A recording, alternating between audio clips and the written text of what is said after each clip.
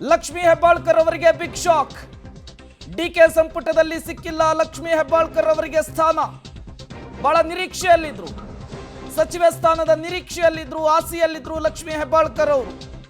DK Shivakumar ಅವರ ಆಪ್ತ ಬಳಗದಲ್ಲೂ ಕೂಡ ಲಕ್ಷ್ಮೀ ಹೆಬ್ಬಾಳ್ಕರ್ ಗುರುತಿಸಿಕೊಂಡಿದ್ರು. ಬಟ್ ಲಕ್ಷ್ಮೀ ಹೆಬ್ಬಾಳ್ಕರ್ಗೆ ಬಿಗ್ ಶಾಕ್ ಅನ್ನು ಕೊಟ್ಟಿದ್ದಾರೆ ವರಿಷ್ಠರು. ಬಹುತೇಕ ಲಕ್ಷ್ಮೀ ಹೆಬ್ಬಾಳ್ಕರ್ ಅವರ ಹೆಸರೇ ಮಹಿಳಾ ಕೋಟಾದಡಿಯಲ್ಲಿ ಫೈನಲ್ ಆಗುತ್ತೆ ಅನ್ನುವಂತಹ ಮಾತಿತ್ತು, ಚರ್ಚೆ ಇತ್ತು. ಬಟ್ ಕೊನೆ ಕ್ಷಣದಲ್ಲಿ, ಕೊನೆ ಗಳಿಗೆಯಲ್ಲಿ ಗಾಯತ್ರಿ ಶಾಂತೇಗೌಡರ ಹೆಸರು ಎಂಟ್ರಿ ಆಗಿದೆ. ಹಾಗಾಗಿ ಲಕ್ಷ್ಮೀ ಹೆಬ್ಬಾಳ್ಕರ್ ಸಿದ್ದರಾಮಯ್ಯನವರ ಕ್ಯಾಬಿನೆಟ್ನಲ್ಲಿ ಮಹಿಳಾ ಮಕ್ಕಳ ಕಲ್ಯಾಣ ಇಲಾಖೆಯನ್ನು ಸಮರ್ಥವಾಗಿ ನಿಭಾಯಿಸಿದ್ರು. ಬೆಳಗಾವಿ ಗ್ರಾಮೀಣ ವಿಧಾನಸಭಾ ಕ್ಷೇತ್ರದ ಶಾಸಕರಾಗಿದ್ರು. ಈ ಬಾರಿ ವರಿಷ್ಠರು ಬಿಗ್ ಶಾಕ್ ಅನ್ನು ಕೊಟ್ಟಿದ್ದಾರೆ. ಡಿಕೆ ಶಿವಕುಮಾರ್ ಅವರ ಕ್ಯಾಬಿನೆಟ್ನಲ್ಲಿ ಇವರ ಹೆಸರು ಇದ್ದೇ ಇರುತ್ತೆ ಅನ್ನುವಂತಹ ನಿರೀಕ್ಷೆಯಲ್ಲಿ ಲಕ್ಷ್ಮೀ ಹೆಬ್ಬಾಳ್ಕರ್ ಕೂಡ ಇದ್ರು. ಬಟ್ ಬಿಗ್ ಶಾಕ್ ಅನ್ನ ವರಿಷ್ಠರು ಕೊಟ್ಟಿದ್ದಾರೆ.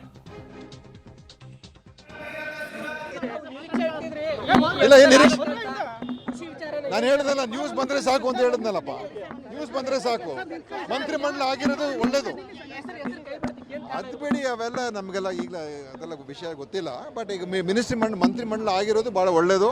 ಸ್ವಲ್ಪ ತಡ ಆಗಿತ್ತು, ಈಗ ಪೂರ್ತಿಯಾಗಿ ಆಗಿರೋದು ಒಂದು ಒಳ್ಳೆಯ ತೀರ್ಮಾನ ಅಂತಲೇ ಹೇಳ್ಬೇಕು ನಾವು. ನಾವೇನು ಅದ್ರ ಬಗ್ಗೆ ಏನು ತಲೆ ಕೆಡಿಸ್ಕೊಂಡು ತಾಳ್ಮೆಯಿಂದ ವೇಟ್ ಮಾಡಿದ್ರೆ ನಿರೀಕ್ಷೆ ಇತ್ತ? ನಿಶ್ಚಿತವಾಗಲೂ ನಿರೀಕ್ಷೆ ಇತ್ತು. ನನಗೆ ಎರಡನೇ ಪಟ್ಟಿಯೊಳಗೆ ಅವಕಾಶ ಸಿಗ್ತೈತೆ ಅಂತ ನಿಶ್ಚಿತವಾಗಲೂ ನಿರೀಕ್ಷೆಯಲ್ಲಿದ್ದೆ.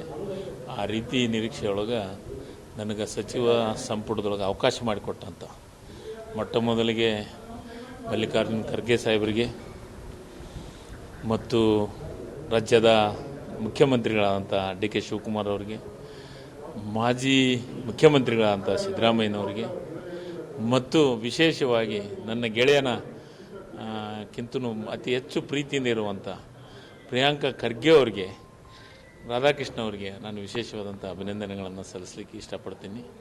ಅದರ ಜೊತೆಗೆ ನನಗಾಗಿ ನನ್ನ ಕ್ಷೇತ್ರದೊಳಗೆ ಸತತವಾಗಿ 2 ತಿಂಗಳ ನನ್ನ ಕ್ಷೇತ್ರದ ಪ್ರತಿಯೊಬ್ಬ ನನ್ನ ಕಾರ್ಯಕರ್ತ ಪ್ರತಿಯೊಂದು ದೇವಸ್ಥಾನದೊಳಗೆ ಪೂಜೆ ಮಾಡಿಸುವಂಥ ಕೆಲಸ, ಅದರ ಜೊತೆಗೆ ಒಬ್ಬ ನನ್ನ ಕಾರ್ಯಕರ್ತರ ಶ್ರೀನಿವಾಸ್ ಅಂತ ಕಾರಟಗಿಯಿಂದ ತಿರುಪತಿವರೆಗೂ ಪಾದಯಾತ್ರೆ ಮಾಡೋದ್ರ ಮುಖಾಂತರ, ನನ್ನ ಫೋಟೋ ಹಿಡ್ಕೊಂಡು ಪಾದಯಾತ್ರೆ ಮಾಡೋದ್ರ ಮುಖಾಂತರ ಎಲ್ಲ ಒಂದು ಕಡೆ ಆ ಎಲ್ಲ ಭಗವಂತನ ಪ್ರೀತಿಗೆ ಪಾತ್ರರಾಗಿರ್ಬೋದು.